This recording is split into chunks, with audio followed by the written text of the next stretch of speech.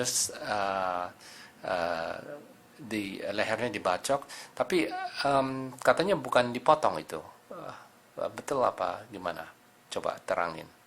Nah, waktu saya pertama dipukul dulu pakai balok, selesai itu apakah mereka potong saya pun di situ saya nggak sadar lagi, ya. Tapi kira-kira 4 jam kemudian saya sadar lagi, itu baru saya tahu loh kenapa saya hidup lagi.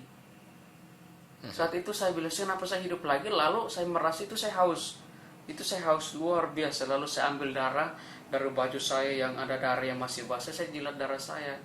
Ketika saya jilat darah saya, lalu tiba-tiba badan saya mulai tergoncang lagi. Lalu saya ingat, tadi saya dipukul jam 11 malam, sekarang jam berapa? Usaha mau buka mata pun nggak bisa, karena di tes saya ini kan udah kena batu. Waktu saya dipukul di kepala bagian ini, saya jatuh ke depan, jadi ini kena batu, ya. Akhirnya ini darah udah kering di mata saya. Lalu saya usaha mau buka mata pun nggak bisa.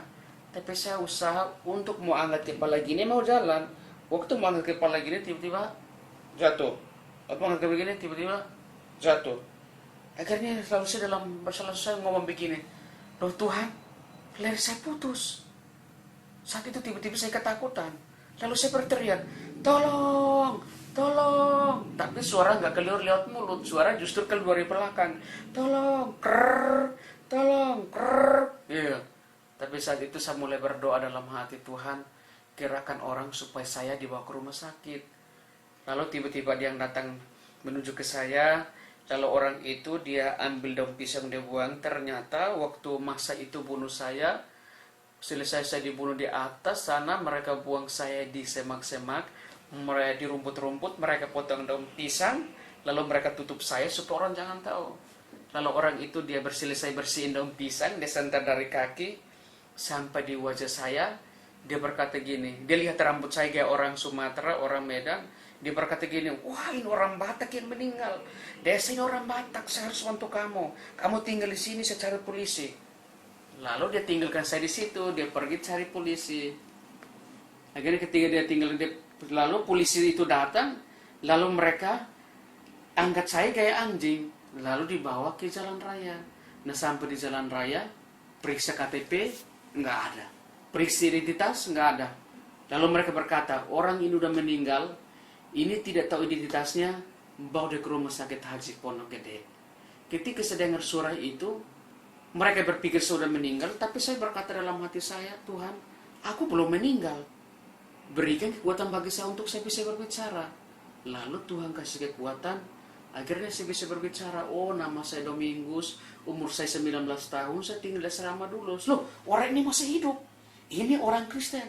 Udah, bawa ke rumah sakit rumah sakit Kristen. Akhirnya malam itu saya dibawa, masukkan dalam mobil, lalu dibawa ke rumah sakit Setelah sampai di rumah sakit Kristen di sana, saya dibawa masuk ke dalam ruang ICU.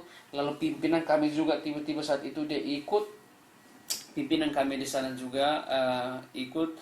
Di situ dokter sarafnya, waktu dia periksa leher saya, dia berkata kepada pimpinan kami, berkata gini, Pak Ruyandi, anak ini tidak mungkin hidup lagi.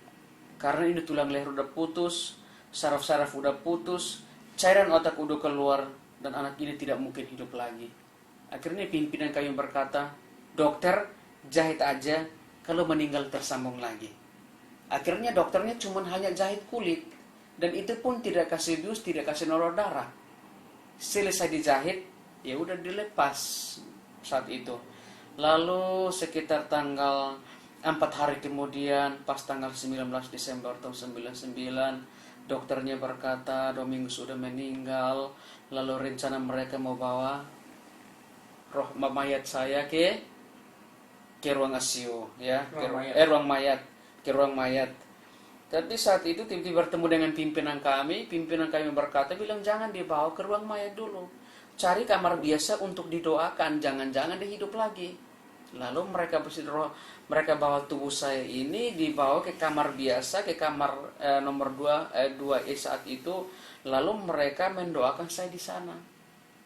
Lalu saat itu sekitar dari jam karena mulai dari jam 8 malam itu sampai jam 1 malam itu panas tinggi 40 derajat, ya. karena kondisi kesehatan dalam keadaan kritis. Itu tiba-tiba badan saya jadi dingin, makanya mereka berkata bilang anak ini udah meninggal. Akhirnya mereka bawa saya ke ruang E nomor 2 saat itu. Tapi malam hari itu ya puji Tuhan, itulah pertolongan Tuhan. Strom gitu. Lalu selanjutnya itu roh saya itu masuk dalam tubuh saya, kaget gitu. Waktu kaget, justru tiba-tiba leher saya itu bunyi, gitu. Lalu saya rasa leher saya kok bunyi. Kenapa kok tersambung lagi? Lalu saat itu saya goyang kepala gitu, itu leher saya udah gak sakit lagi. Dokternya dia datang, dilihat saya sementara saya jalan. Dokternya berkata, loh, Domingus bisa jalan. Saya bilang, dokter semua pulang. Hah? Kamu ada keluarga di Jakarta? Saya bilang, gak ada keluarga. Udah kamu tinggal di sini aja. Sekolah kamu sudah dibakar sama orang. Coba kamu timbang. Waktu saya timbang, berat saya yang sebelum saya dipotong, berat saya 32 kilo, 33 kilo, turun 32 kilo. Lalu selesai dipotong, berat saya itu turun setimbang itu 22 kilo. Lalu dokternya berkata bahwa kalau saya hidup, mungkin saya ini jadi robot. Kalau saya hidup, mungkin saya ini lumpuh total.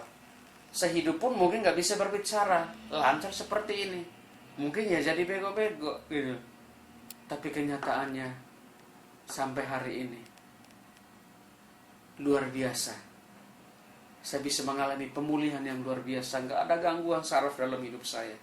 Saya kena percaya bahwa di balik masalah itu ada sesuatu yang saya terjadi. Kepala gini sampai hari ini nggak ada gangguan.